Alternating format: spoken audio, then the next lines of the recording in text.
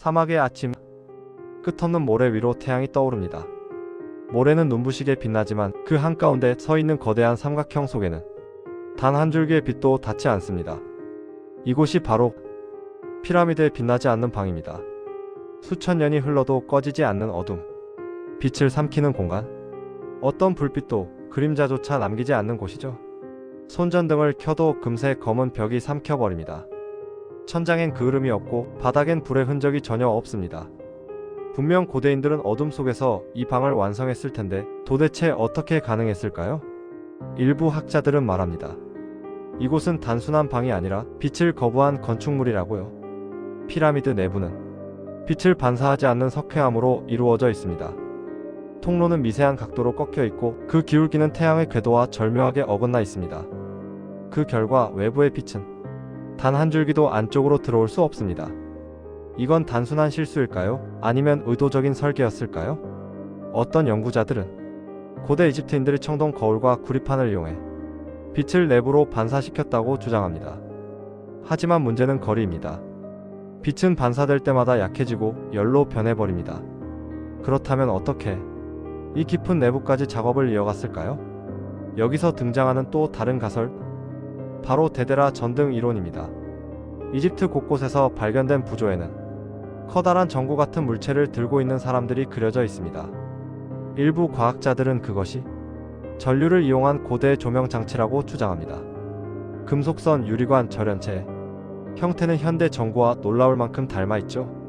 만약 이 이론이 사실이라면 그들은 이미 빛을 만드는 법을 알고 있었던 셈입니다.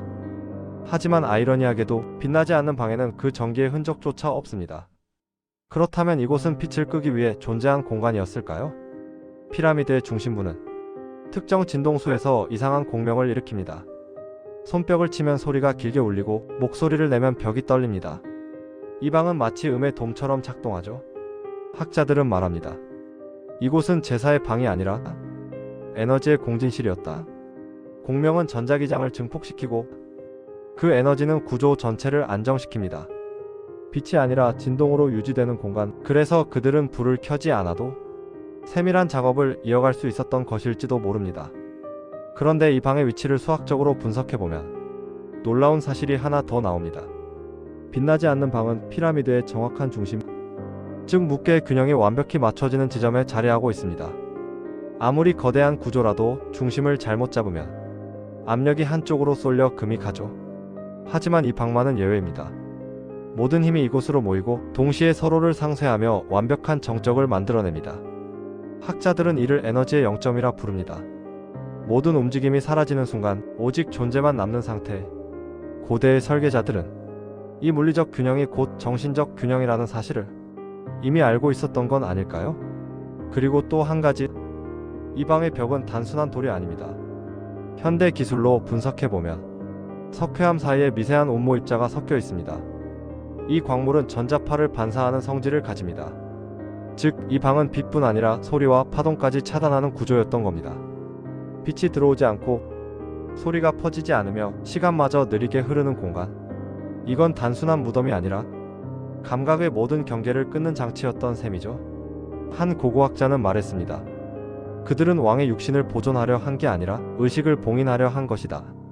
어쩌면 이 빛나지 않는 방은 단순히 왕을 묻은 공간이 아니라 의식과 현실이 분리되는 문턱이었을지도 모릅니다.